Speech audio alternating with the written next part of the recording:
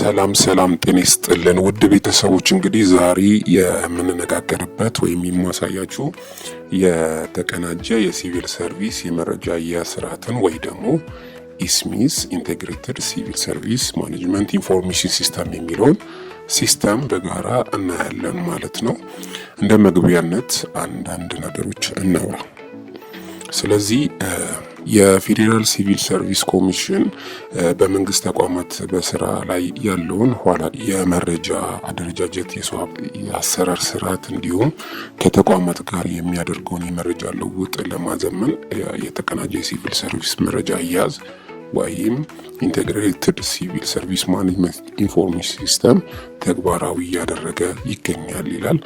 እንግዲህ ከ2013 በጀት ዓመት ጀምሮ በፌዴራል በ80 የፌዴራል ተቋማትና በ9 የክልል ፐብሊክ ሰርቪስ ቢሮዎች እንዲሁም በድሬዳዋና በአዲስ አበባ ከተማ አስተዳደሮች የፐብሊክ ሰርቪስ ቢሮዎች በሌሎችም የተጨማሪ ቢሮዎችና ሴክተር መስሪያ ቤቶች ላይ ተግባራዊ እያደረገ ያለ ሲሆን በ2015 በጀት ዓመት ካለው አዳዲስ የተቋማት መዋቅራዊ ለውጥ ጋር ተያይዞ በፌዴራልና የክልል ተቋማት የመዋቅራዊ ማሻሻያ በሲስተም ተግባራዊ ለማድረግ በትኩረት እየሰራ ይገኛል ይላል። እንደ መግቢያነት ያስቀመጡት ማለት ነው።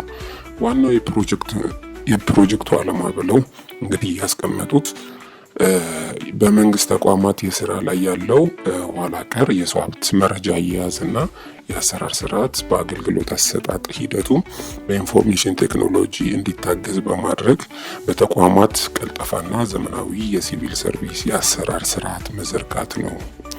እንዲሁም በሂደቱ ሁሉም ተቋማት ወደ ስርዓቱ ሲካተቱ በፌዴራል፣ በክልሎች፣ በዞንና በወረዳ እንዲሁም በተቋማት ደረጃ የተደራጀ የሰው ሀብት ስታቲስቲካል መረጃ እንዲኖር ያስችላል ይላል።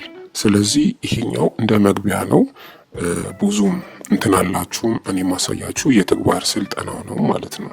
እንግዲህ ሲስተሙን እንግዲህ ለመጠቀም የሚያስፈልጋቸው አሁን የማሳያችሁ እንደ ባለሙያ ነው።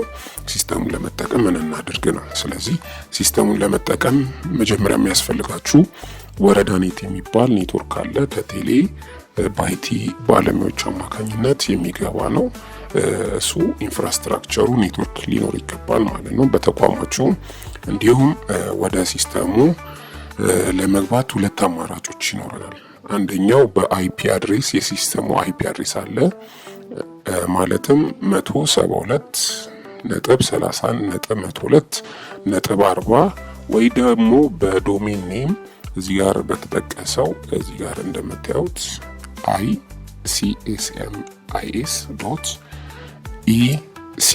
icsc.ecsc.gov.it የምትሏን ከሁለት አማራጩ አንዱ ላይ መጠቀም ወደ ሲስተሙ መግባት ይቻላል። እንግዲህ ማንኛውም እንደዚህ የነዚህን ካስፈለገ በኋላ አሳሽ ወይ ደግሞ ዌብ ብራውዘር ያስፈልገናል ማለት ነው። ስለዚህ ማንኛውም ዌብ ብራውዘር ኮምፒውተራችሁ ላይ ወይ ስልካችሁ ላይ መጫን ትችላላችሁ። እንደ ፋየርፎክስ፣ ጉግል ክሮም፣ ኢንተርኔት ኤክስፕሎረር፣ ሳፋሪ፣ ኦፔራ፣ ማይክሮሶፍት ኤጅ፣ ቺት ዶትስ የምትባል ብዙ ብራውዘሮች አሉ። አንዱን መጠቀም ትችላላችሁ ማለት ነው። ስለዚህ ሲስተሙ ደግሞ ለመጠቀም የመጠቀሚያ ስምና የይለፍ ቃል ወይ ደግሞ ዩዘር ኔም እና ፓስዋርድ ወደ ሲስተሙ የሚያስገባችሁ ሳይት አድሚን የሚባል አለ።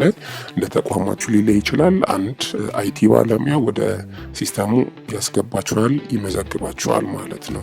ስለዚህ ይሄኛው ሞር ያስፈልጋችኋል። አሁን የተግባር ስልጠናውን አሳያችኋለሁ ማለት ነው። በመጀመሪያ ደረጃ ዲስክቶፓችሁን ትከፍታላችሁ።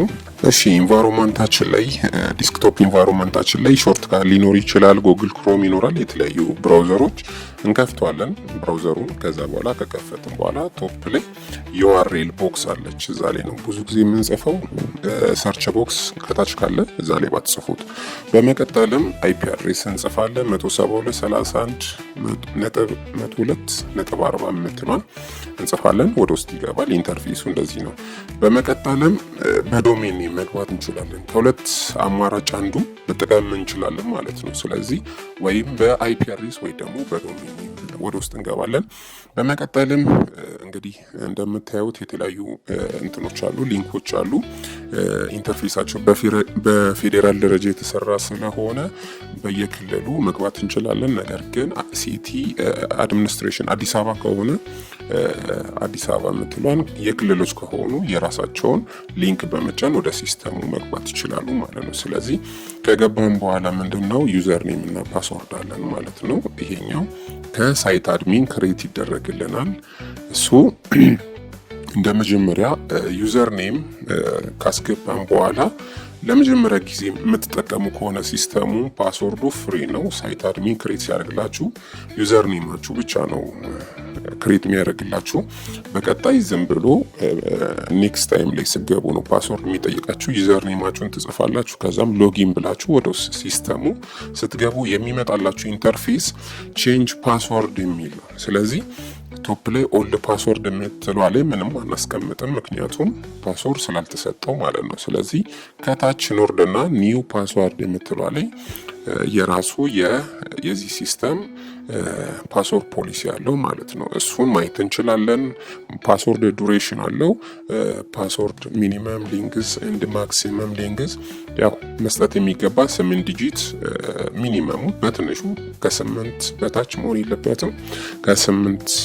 ከ25 በላይ መሆን የለበትም። እንዲሁም ሪኳየርድ ዲጂት የሚያደርገው 2 ነው። እንዲሁም አፐር ኬዝ እና ሎወር ኬዝ መጠቀም ይኖርብናል። ሲስተሙ ላይ በትንሹ አንድ ስሞል እና ካፒታል በትንሹ መጠቀም ይኖርብናል። እንዲሁም ስፔሻል ካራክተሮች መጠቀም እንደምንችል ፓስወርድ ፖሊሲ ይኖረናል። ስለዚህ ኒው ፓስወርድ የምትሏን በጥንቃቄ እነዚህ ፖሊሲን በመጠቀም ደግማችሁ ኮንፊርም የምትሏ ላይ እርግጠኛ መሆናችሁን ለማረጋገጥ መስጠት ይኖርባችኋል። ነገር ግን ፓስወርድ ስትሰጡ በቃላችሁ ሳይሆን ወረቀት ላይ መጀመሪያ መዝግባችሁ ቢሆን ጥሩ ነው፣ ሊረሳ ስለሚችል። ከዛ በኋላ ቼንጅ ስትሉት ታች ቼንጅ ወይ ካንስል የምትላለች። ቼንጅ ስትሉት ሪፍሬሽ ያደርጋል፣ ያስወጣችኋል ከሲስተሙ። ለምንድን ነው? ተመልሳችሁ ወደ ሲስተሙ በፓስወርድ እንድትገቡ። ስለዚህ ዩዘር ኔማችሁን እና ፓስወርዳችሁን እንደገና ትሰጡና ወደ ሲስተሙ ትገባላችሁ። ልክ ስትገቡ የመጀመሪያ ቶፕ ላይ የምታዩት የመግቢያ የሚስጥር ቃል መቀየር ከፈለጋችሁ፣ ፓስወርዳችሁ መቀየር ከፈለጋችሁ አለ። ማንቂያ የሚል አለ። ማንቂያም ያው ኖቲፊኬሽን ሲኖር፣ ጥያቄ ሲኖራችሁ፣ ለኤችአር ጠይቃችሁ ምላሽ ሲሰጣችሁ፣ የአመት ፈቃድ ጠይቃችሁ ሲመለስላችሁ ማንቂያ ላይ ታገኛላችሁ።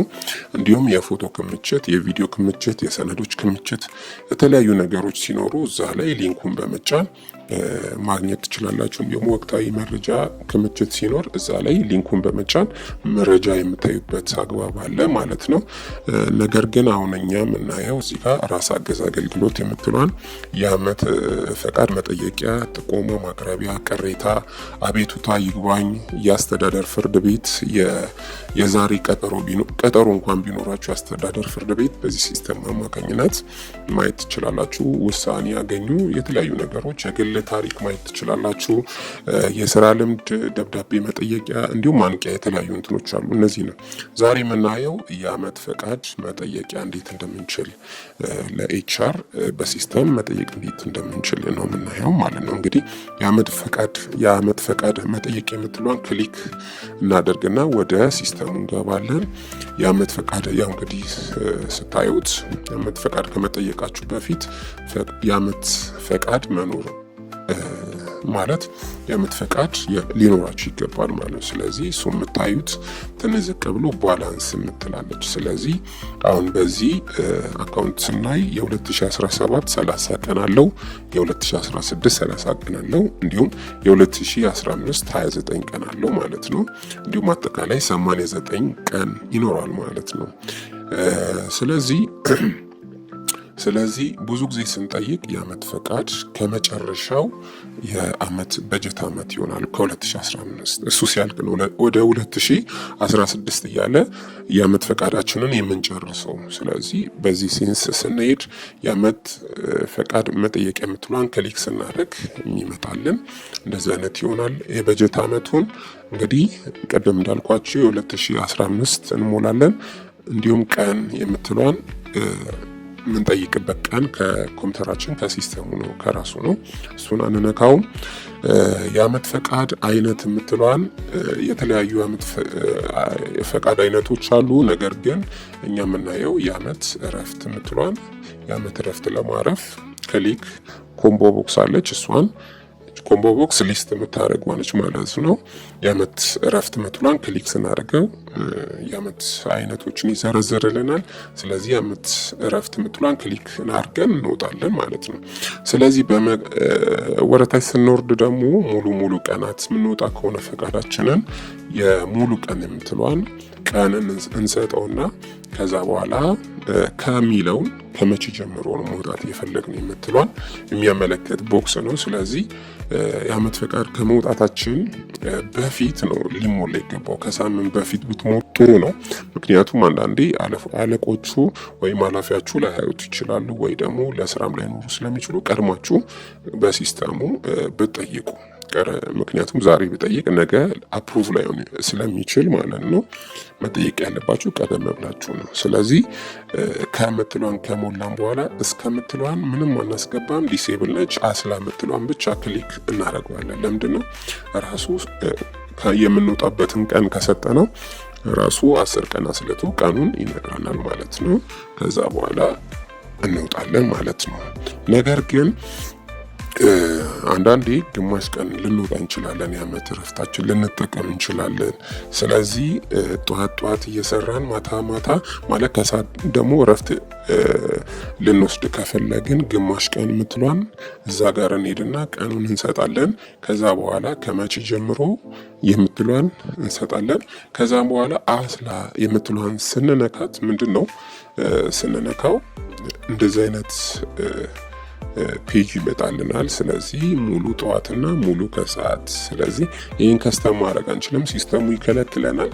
ስለዚህ እዚህ ጋር የምናደርገው ሙሉ ጠዋት እረፍት የምንወጣ ከሆነ ሙሉ ጠዋት ካልሆነ ሙሉ ከሰዓት እረፍት ልንወጣ የምትሏን ቼክ እናደርግና አስቀምጥ እንለዋለን ማለት ነው። እዚህ ጋር አስቀምጥ ካልን በኋላ ልክ ይወጣልናል። መጨረሻ ላይ ቶፕ ላይ የአመት እረፍት መጠየቂያ ዝቅ ብሎ አስቀምጥ የምትል ሰማያዊ ሊንክ አለች። እሷን ክሊክ ስናደርገው ቀጥታ ወደ ኃላፊያችን እረፍት መጠየቃችንን ይነግረዋል ማለት ነው። ስለዚህ ኃላፊያችን ደግሞ ያየውና ማለት እረፍት እንድትወጡ ሲፈቅድላችሁ ማንቂያ የሚለው ላይ ወይ ኖቲፊኬሽን እንለዋለን እሱ ላይ ያሳያችኋል። ዘን ወደ ኤችአር ይልኳል ማለት ነው። ኤችአር ማይቶ አፕሩቭ ሲያደርግላችሁ ከኤችአር አጽድቆታል ብሎ ወደ እናንተ ሁለተኛ ጊዜ ኖቲፊኬሽን ሲመጣላችሁ እረፍታችሁን መውሰድ ትችላላችሁ ማለት ነው። እንግዲህ በሚቀጥለው ሌላ ስልጠና ይዤላችሁ እመጣለሁ። ስላዳመጣችሁኝ አመሰግናለሁ። ቻው።